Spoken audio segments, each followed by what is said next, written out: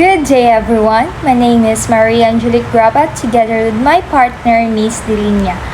So, we will discuss our topic today, which is the environmental crisis and sustainable development. Our objectives for this topic are all about the world's leading environmental problem, the cause and its effects to the biodiversity. So, what is environmental crisis? According to some of my research, they define environmental crisis as the harmful effects of human activities on the environment.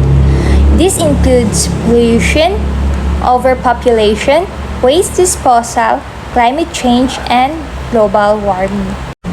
The next video we will discuss is all about the environmental challenge, man-made pollution, catching up, climate change, and combating global warming. For millions of years, nature's provide us everything, like literally everything that keeps us going. And that starts from our clothes that we wear, and which is we try to style them to make us look cool, the food we have, shelter, the light, the air, the beautiful landscapes, clothing, the waterfalls, forests, and for the widest part, the healthy and living person we are. Environmental is the circumstance in which all the natural resources of Earth adapt to live. Basically, the humans are the strength and power of the other living and natural sources by means of taking care and being responsible to what is enhanced and to create and provide the living conditions to the environment. But for the longest period of time now, have we ever considered to take care of our environment just like how we see or shoulder the people we love? Do we ever thought of imposing programs or advocate environment-friendly activities to the communities or to our friends? Well, if not, maybe this is the time now to be enlightened to the world we can have and an entity we can be if we start looking to the good sides by doing the good deeds for the environment. However, moving forward, I will be tackling the factors that lead to the world's environment problem. The Conserve Energy Future, a website that aims to talk and publish articles related to green and clean energy, has listed environmental challenges that the world is facing right now. So first on the list is the defiling or depredation of wastes to ground, sea, rivers, and waterbeds. So we basically know that wastes of different materials have chemicals such as the plastic bags or containers we consume or even the products we use that brought damage to these natural resources plentifully. And these toxins or harmful chemicals include cyanide, benzene, mercury, lead, and arsenic. And mind you, they may cause short-term illness or long-term illness or yet can cause death. The second environmental problem is the changes in global weather patterns, such as the flash floods, the extreme snowstorms, or spread of deserts. This also includes the surge in ocean and land temperatures leading to a rise in sea levels due to the polar ice caps that was being melted due to the weather, as well as the flooding of many lowland areas across the world. And these extreme variations in weather are also a threat to society. So for instance, an intense extreme heat events can increase illnesses or even deaths, especially among the vulnerable populations, and may also damage some crops. So another most pressing environmental issue is the overpopulation. So when we say overpopulation, this refers to the outrageous and overwhelming number of people living in a specific geographic location. And as scary as it is, but people are the main core that silently aggravates the forces behind global warming, environmental pollution, habitat loss, and this also includes the intensive farming practices, not to mention the finite consumption of the natural resources such as the fresh water, the fossil fuels, that is to the extent faster than the rate of regeneration. So another leading environmental problem that the world is facing right now is the exhaustion of the world's natural non-renewable resources. And this is due to the depletion effect to the resource stock or the extraction of natural resources from the earth, such as the wood, minerals, and oil. Something that cannot be readily replaced over time. Kumbaga, aabutin pa ng ilang dekada or maybe a century para ma-regain yung mga natural resources na minsan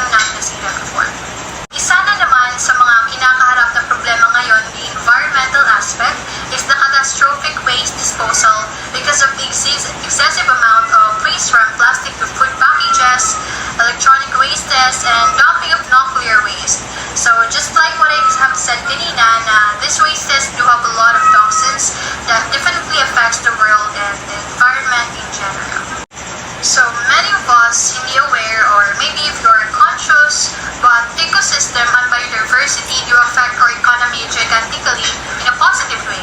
So for instance, the beach in Boracay na talagang pinupuntahan ng mga tao, it is not only because of the wonderful sunrise and sunsets they have, but also the biodiversities that captures their attention even more.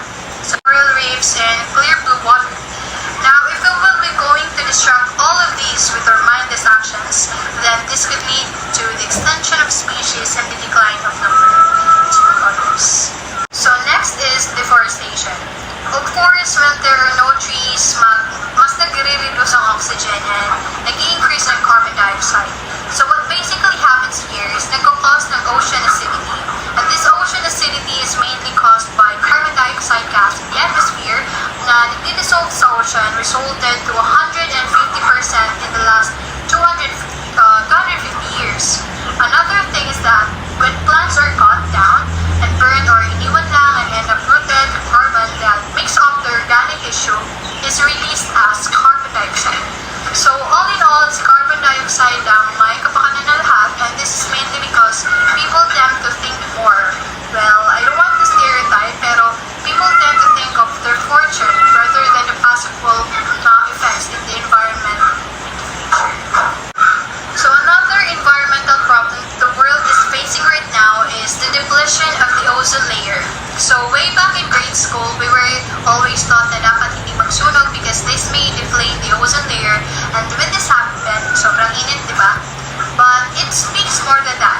Dahil ang mga actions na ginagawa natin, unang-una na dyan ay ang pag-gamit ng air conditioner, ng refrigerators, solvents, spray aerosols ay isa lamang sa mga dahilan ng pagninipis na ating ozone layer. So in totality, these materials are called foam-blowing agents or chlorofluorocarbons or CFC. And another environmental problem is the deadly acid rain as a result of fossil fuel combustion, the toxic chemicals from erupting volcanoes, and the massive rotting vegetables filling up garbage dumps are left on the streets. And another world's leading environmental problem is the water pollution. So this arises from the industrial wastes, yung sinabi ko kanina, the community, as well as the community waste residues. And these wastes seeps to underground water tables, to the rivers and seas that may harm the living organisms, including us as consumers. Another cause is the urban sprawls that continually expands and turns cities and everything to megalopolis, which refers to the large and densely populated city or group of towns that make up urban complex.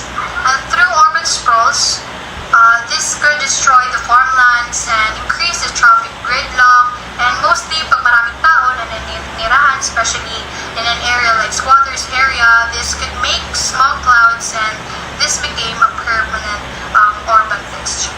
Another environmental problem or environment problem is the wastes that mixed up with the potable water, the polluted environment.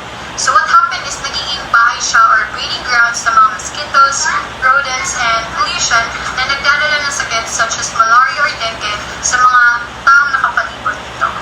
On to the last environmental problem is the radical alteration of food systems. So bakit nga ba bumaba pa ang food production? Well, that is because of the activities that harms to an unsustainable food production such as overfishing, soil erosion, and water shortages. So food production will increasingly be impacted by climate change, in particular from the increased frequency of storms, droughts, and other extreme weather events. As well, many problems are caused by natural changes such as the volcanic eruptions that releases toxins in the atmosphere and lower the world's temperature. Such volcanic eruptions that took place was the Kilauea volcano eruption that releases more than twice the amount of noxious sulfur dioxide, as well as the eruption of Mount Pinatubo that released 1 million tons of sulfur dioxide. So that is why we should be vigilant enough with our actions, because these could be a greater mean to our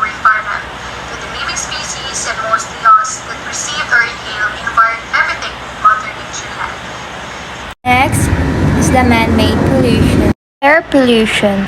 Air pollution occurs when harmful chemicals or particulates are introduced into the atmosphere. Major contributors to air pollution are transportation, industry, and agriculture. As air pollution changes the chemical compositions of the atmosphere, it can lead to systematic changes in climate system. It can also damage human and animal health as well as the natural environment. It's water pollution. Water pollution occurs when man-made waste substances contaminate bodies of water. Individual activities, for example, flushing consumers' detergents down sewer drains.